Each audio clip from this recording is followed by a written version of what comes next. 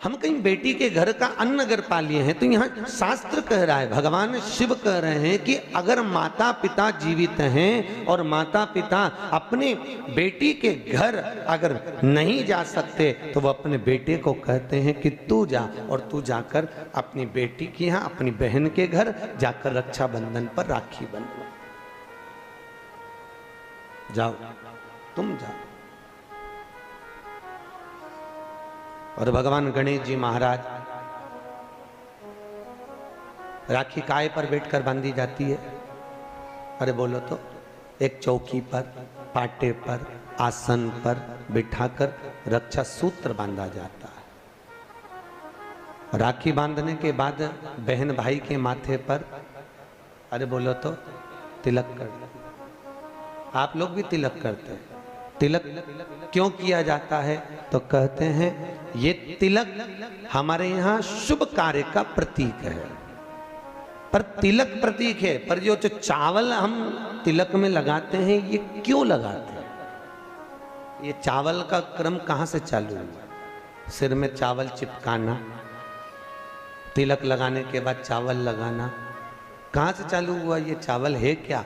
आखिर ये चावल तिलक के बाद में ब्राह्मण या आप किसी को भोजन करा रहे हो, जमाई को तिलक कर रहे हो, बेटी को तिलक कर रहे हो, तो कंकु लगाने के बाद चावल क्यों लगाया जाता है? उस चावल का क्या प्रमाण? उस अक्षत का क्या प्रमाण? क्यों लगाते हैं उसको? लगाते लगाते पूरी जिंदगी हो गई, अरे तो बता दो क्यों लगाते हैं? वो चावल का क्या प्रमाण है? कि कंकु का तिलक तो लगाया, वो हमारे यहाँ शुभ कार्य का प्रतीक है, समृद्धि का प्रतीक है। पर जो अक्षत हम माथे पर किसी के लगाते हैं, कंकु लगाने के बाद में, चंदन लगाने के बाद में जो चावल लगाया जाता है, वो चावल का क्रम क्या है? तो शास्त्र कहता है, सुंदर विष्णु पुराण में भगवान वेदव्यास जी ने वर्णन करा, जिसके मस्तक पर तिलक लगाया जाता है वो शुभ कार्य का प्रतीक होता है। और अक्षत इसलिए लगाया जाता है कि इस अक्षत के माध्यम से आपकी जिंदगी में ये शुभ कार्य निरंतर चलता रहे, इसलिए अक्षत उसके माथे पर लगाया जाता है। शुभ कार्य के लिए, निरंतर चलने के लिए, इसको कहते हैं अक्षता। अक्षता का मतलब क्या है? निरंतर चलता रहे, निरंतर बढ़ते रहो। दूल्हा दुल्हन की जब जयमाला होती है, आपके यहाँ होता कि नहीं होता पता नहीं, पर महाराष्ट्र में तो एक नियम है कि दूल्हा दुल्हन की जब जयमाला होती है तो सबको पीले चावल दिए जाते हैं। इधर देते हैं क्या है? तो पीले चावल देते हैं, और पीले चावल देकर फिर उसको सतीवचन के अनुसार उस पर छोड़ा जाता है, शुभ मंगला। अरे बोलो तो, सावधान, शुभ मंगला, सावधान।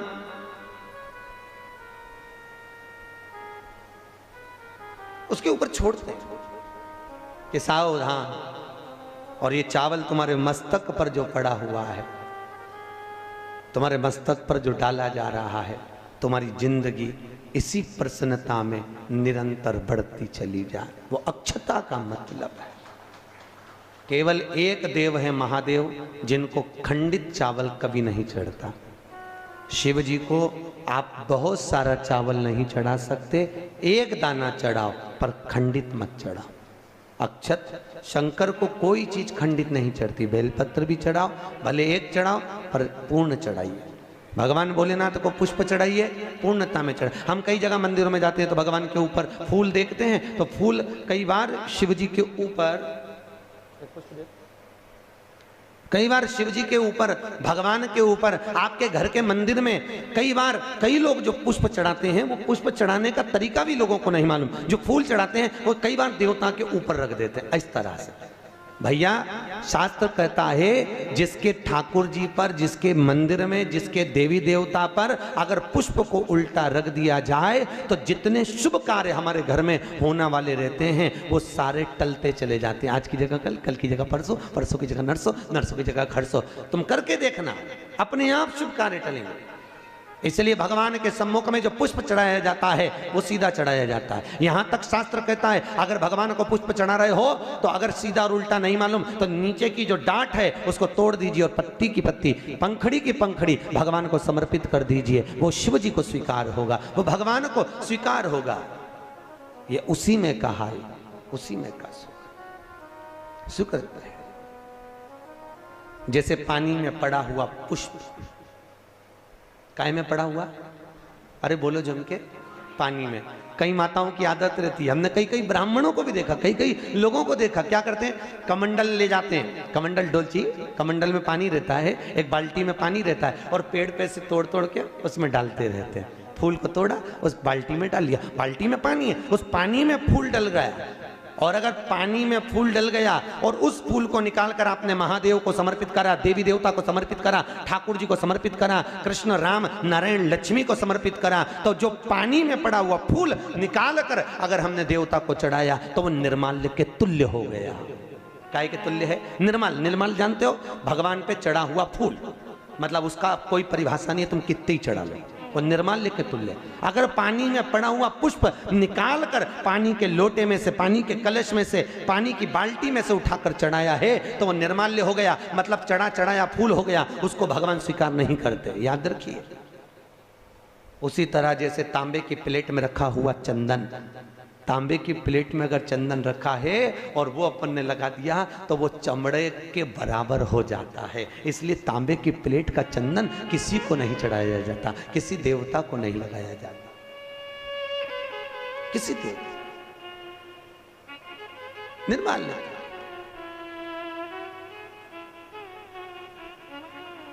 भगवान शिव कहते हैं तुम्हारे पास में कुछ नहीं है, पूर्णता का समर्पण, पूर्णता। पर आज के जमाने में लोग पूर्णता देते कहां हैं?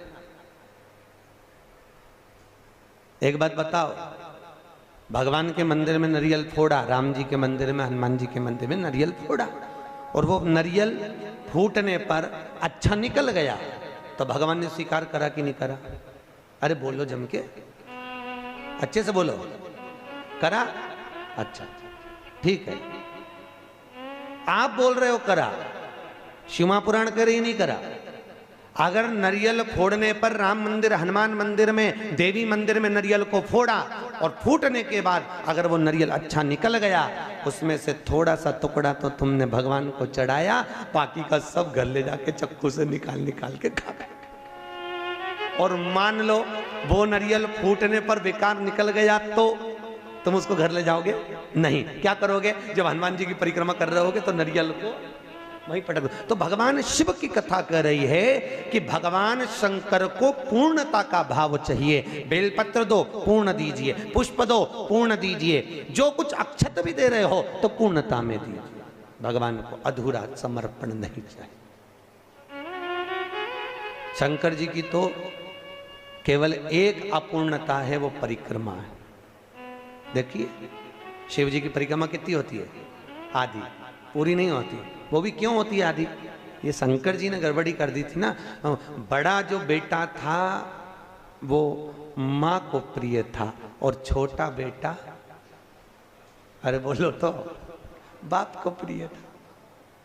अब शंकर भगवान बड़े आनंद में, अभी उन्होंने क्या करा, शंकर जी को गणेश जी से बड़ा लगाव हो गया था, बड़ा लगाव एक बार बहुत। और भगवान भोलेनाथ जी ने कहा जाओ, जो पृथ्वी की पहले परिक्रमा कर कर आएगा उसको प्रथम गिनती में गिना जाएगा।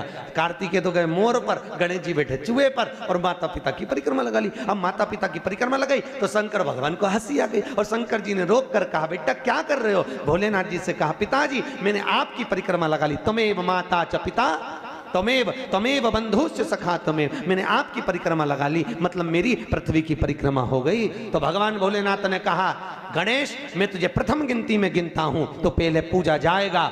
जैसे ही भगवान शंकर ने बोला, माता पार्वती सिंहासन पर से खड़ी हो गई। पार्वती सिंहासन पे से जैसी खड़ी हुई, थोड़ी देर में कार्तिक के बाबा आ गए, और कार्तिक ने आकर कहा वाह माँ, वाह माँ, गजब करा तूने, छोटे भाई को प्रथम गिनती में गिनवा दिया और मैं बड़ा बैठा ही रहा। मैं तो परिक्रमा करने गया था माँ, परिक्रमा गणेश ने करी वो तुम्हारी करी, पर पिता के वचन को अगर निभाया तो मैंने निभाया है कि जो पृथ्वी की पहले परिक्रमा कर कर आएगा वो प्रथम गिनती में गिना जाएगा। मैंने पृथ्वी की परिक्रमा करी है, माना आप माता हो, माना आप पिता हो, पर गिनती तो वही कराई जाए। माँ आज मेरा अपमान हुआ है। कार्तिकेय जी ने कहा जगदम्बा खड़ी होकर बोली, भोलेनाथ मैं आपसे वचन लेती हूं, आप भोले हो, आप दयालु हो, आप करुणा सागर हो, जो आपकी परिक्रमा लगाएगा आप उसको हर कुछ दे दोगे। इसलिए आज आपसे वचन लेती हूं कि आपकी परिक्रमा जिंदगी में कभी पूरी ना लगे, जो लगाए उसे हत्या का दोष लग जाए। शिव जी ने कहा तथास्तु, तथास्तु। उस दिन का नियम है, शिव जी की परिक्रमा आधी चालू होकर आधी में पूर्ण हो जाती है, पर बाबा भोलेनाथ जी की परिक्रमा पूर्ण नहीं होती, क्योंकि बहुत सरल देव है साहब बाबा भोलेनाथ, बहुत सरल, बहुत सरल। कितना सरल देव। आपके यहाँ कोई ऐसा देवता बताओ, राम जी के ऊपर दिन में 2 बजे जाके पानी चढ़ा के बताओ, भगवान विष्णु पे देवी जी के मंदिर में जाके चढ़ा के बताओ। केवल एक भोलेनाथ जी आराम से बैठा है, जब तू घर में फ्री हो जाए तब लोटा लेके आ जाना, जब तू फ्री। और सावन महीने में तो कभी आप काशी, महाकाल, उज्जैनी आदि अधिक ओमकारेश्वर, मल्लिकार्जुन आदि आदि जगह जाके देखो तो इतनी भीड़ रहे, लोग कांवड़ जानते हो ना, कांवड़ लेकर जाते हैं, और कांवड़ लेके जाके पानी की पानी, और कोई तो वहीं पे कांवड़ का लोटा तक भगवान पे फेंक दे। पार्वती जी बोलती हैं, भोलेनाथ क्या दशा हो रही तुम्हारी? भगवान बोले, मैं भी चुप बैठा, तू भी चुप बैठी रहे, आपने कहीं नहीं बोलना, बस चुपचाप बैठे रहो आंख बंद कर।